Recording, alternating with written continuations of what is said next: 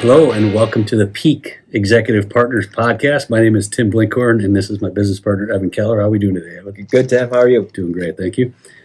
Today we're going to talk a little bit about the Peak Way and specifically around profitability. But as you remember from other podcasts, we've talked about the Peak Way. It really encompasses all about talent and culture, growth, execution, strategy, and then profitability. So assuming, Evan, that you're doing the other four right, profitability probably does okay, right? Exactly. This is profitability, positive cash flow. Those are outcomes of doing those other things right, and typically doing those other things in concert. But oftentimes, this is the catalyst that will drive us to get a call after a board or a series of owners is dissatisfied with the ultimate profitability or the lack of positive cash flow. That's usually what drives the call. We have to work backwards and enjoy working backwards with the client to figure out where are the other issues and how do we solve them for you. Yeah, good point. And what we're going to talk a lot of today is cash, margin, balance sheet, costs, expenses, how they roll up. And the details matter here, right? Because you can do all the other four Peak Way methods right. You can get growth, you can get execution, and you still might not be profitable because you don't have your eyes on it. You're not studying the right things. You're not studying the analytics to figure out, am I bottom line, what you're going to take to the bank? Are you making money? Yeah, and are you linking it more deeply than just the P&L? I think one of the things we've found working at large companies, particularly those with a strong balance sheet, is that you can have leaders who have led very sizable P&Ls and yet may not have managed cash ever in their life because that was simply a treasury function, if you will. I think it's actually the mid-sized businesses and the small businesses, both where we've cut our teeth on that. You learn a lot. You find a lot of the leaders in those size companies happen to be both great at driving margin, but also making sure that it comes all the way through cash, which is ultimately how the business pays itself. Yeah, and we certainly saw that on our own business that we bought and sold where it was not making any money. And we went in and started to study all the details, went after all the 5 peak ways and trying to figure out how to grow it, how to execute, what the strategy was. And at some point, we still weren't making money until we actually started looking at the analytics of inventory and other things that we're going to talk about today. Yeah, exactly. I think in any turnaround, whether it's for a big business or in the case of the business we bought that we knew needed to be turned around, you have to look at those things and you have to make the bold moves, even knowing that maybe it means a little bit higher price means you sell less, but you make more money doing it. Maybe there's other things you need to change and get yourself on a trajectory of growth so that you can have a business that's valuable either to yourself as owners or valuable to the next person that you're going to sell it to. Yeah, and there's consequence down the road, right? Like if the company's not making money, the employees are probably not enjoying their job. I totally agree. We talk about that all the time. When you think about what are some of my cultural problems, it may come back to, well, if I don't have the stability in the organization or the funds to pay people well or to appropriately bonus and reward them, should I be surprised that I'm having these challenges? So while this is a symptom, I think it is a very critical piece to get solved relatively quickly, or else you're going to struggle throughout your normal cadence of business operation. So let's jump in and kind of think about when we work with clients or on our own business, when we were thinking about things, the kind of questions that we ask ourselves. One is, do you know if you're making money or not? I think it's a great point. There's a lot of organizations that are led by a founder who maybe was not interested in the numbers, right? They maybe have a skill that is so far removed from actually accounting and finance and that type of thing. But you owe it to your organization, either to yourself as the leader or have a key member on your team that can keep track of everything down to what customers are most profitable, how are my costs allocated per product or per service that I offer.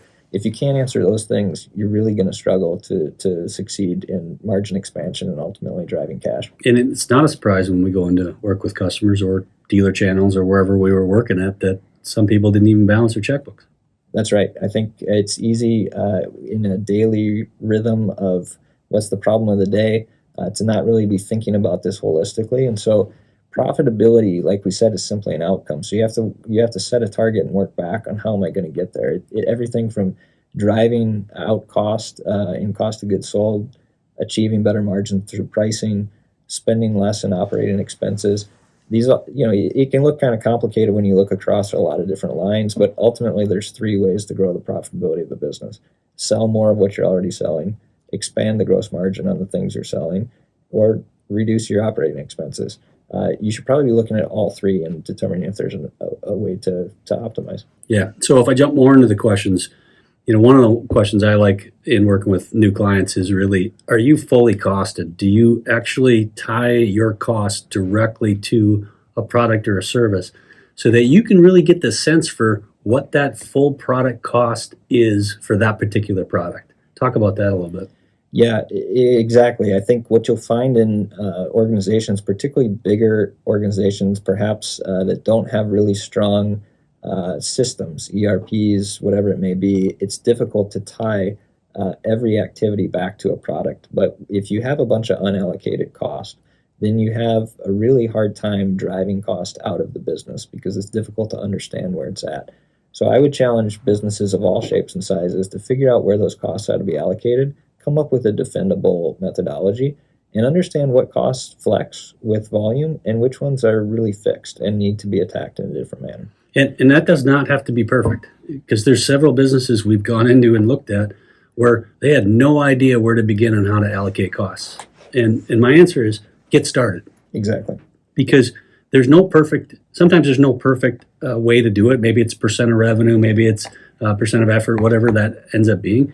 But it's all about getting started so that you can look at a business in itself to say, is that business making any money or not? And it might be, you might think it's making a lot of money, and then you start allocating stuff towards it. And again, the allocations have to be real, but you got to get started somewhere. Yeah. Maybe a question for you. A lot of, particularly private companies, founder-led companies that we work with will struggle to figure out what's the right amount of information to share about our profitability. We don't want people to know too much about the money we're making.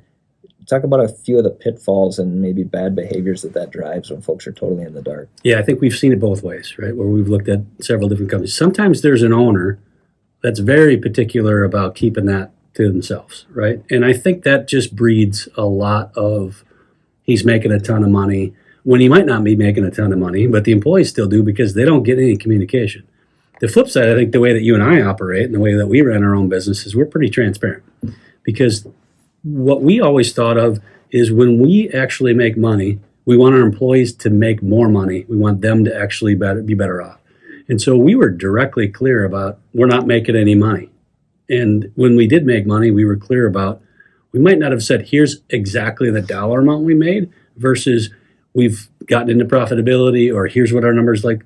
But for the most part, we're as transparent as we possibly can. Yeah, I think you have to be able to explain to your team why it is you're making the changes. Why are we pricing differently? Why are we approaching a different product mix? Why are we offering different services so the folks understand that? And then I think I encounter in many of the businesses that I work on the question from a sales team or a sales leader, whoever's in charge of maybe marketing, pricing, what's a good margin? Oftentimes there's not transparency at that level. The folks who are truly managing pricing, which is a critical step in establishing gross margins, not necessarily understanding all the costs that factor into that, everything from COGS to distribution to channel costs. If you can't get that transparency, you shouldn't expect very good results. Yeah. What we learned in running our own business is sometimes you can have 20, 30 years of business training working in corporations and not understand a thing about cash flow. I think that's right. We talk a lot about, you can manage really big P&Ls and yet not really understand what happens after the operating profit line. We were fortunate to have quite a bit of accounting and finance training in our background, and so that was something that we certainly understood, even if it wasn't on-the-job training in big companies.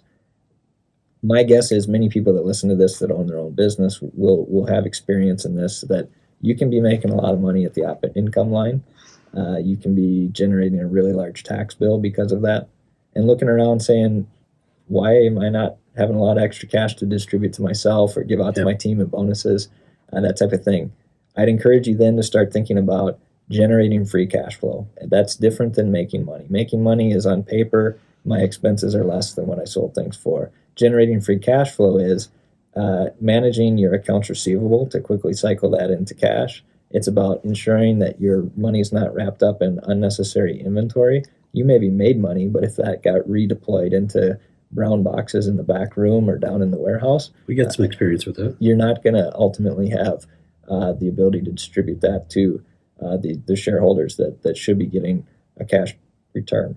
And so if you find yourself in that position, I'd say one, really study the different ways in which cash flow gets hampered by all sorts of ancillary activities, and then work backwards in your organization to figure out where that's trapped, why it's happening, and eradicate it from the I process. think what you're specifically saying, if we get to the details on this, is are you tracking the ins and out of how much you're spending, cash, writing checks, whatever you're doing, and how quickly people, your customers, are paying you?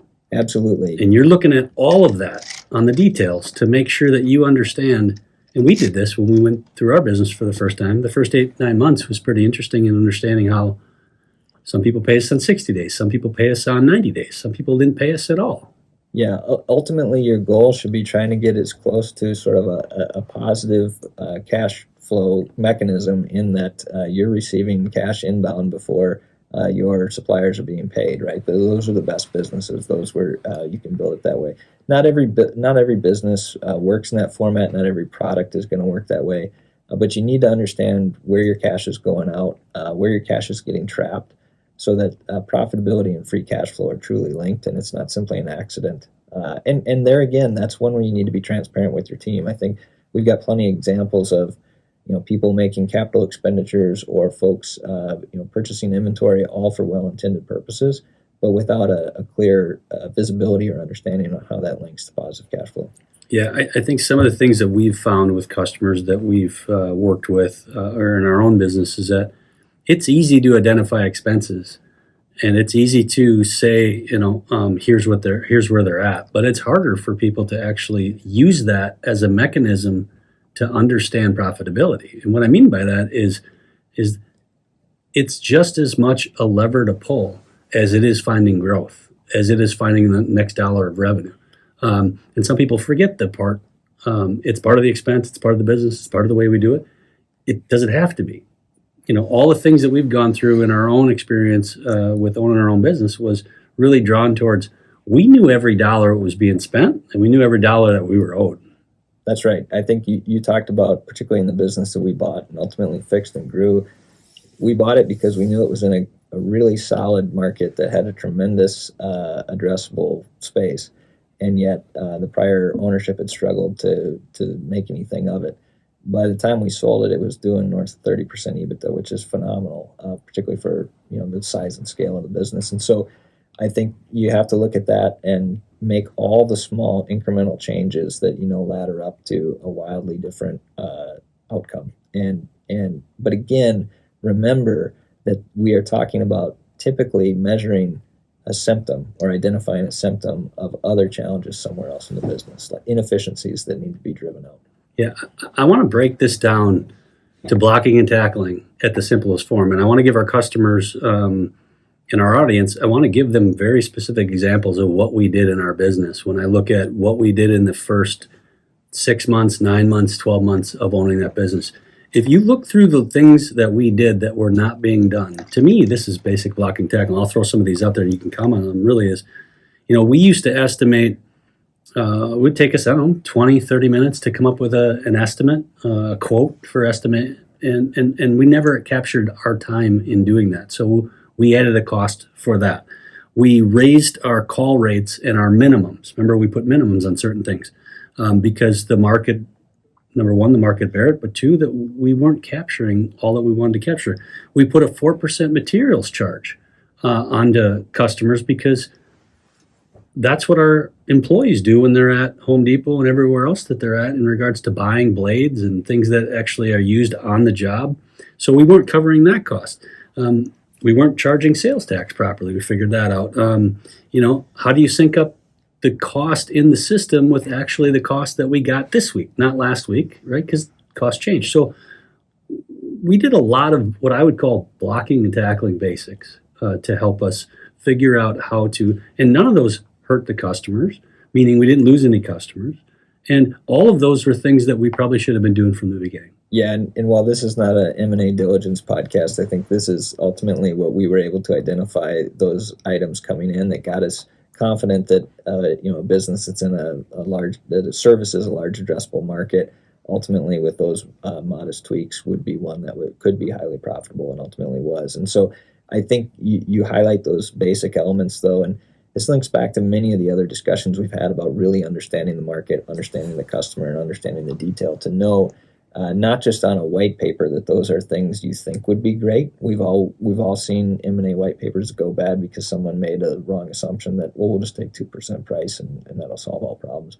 This is about getting into the details, understanding the market, and knowing that is the baseline of what your competition is doing, and therefore, if you aspire and install those new mechanisms, new pricing models, new supplier negotiations, and offer a differentiated customer experience, you're going to do just fine and pick up the market share you expect. Yeah, we know that cash flow is the most important thing in how to shut a business down. If you run out of cash, you got a problem. If you run out of sales, you don't necessarily have a problem. If you run out of cash, you got a problem. So if I recap sort of where we've been at, we're talking about cash, we're talking about margin, we're talking about balance sheet health, we're talking about cost allocated, we're talking about expenses. We're talking about all of the little things, the basic blocking and tackling, in challenging yourself to add those, to say if you can get those price increases, if you can get those added costs paid for by your customer. That's kind of what we were talking about today. Totally agree. It's about understanding your financial statements, ensuring that your data that sits in the organization is properly pushed into those, and as you described, are you well costed? Again, while this can get kind of uninteresting to folks who have skill sets far outside this all comes down to, do you understand the basics of the financial statements, cash flow statement, balance sheet, and P&L? And if that's something that's not of interest, certainly we're able to help and would be happy to do so. So do feel free to reach out to us, peakexecutivepartners.com. We look forward to learning about the business and identifying any areas that we can help.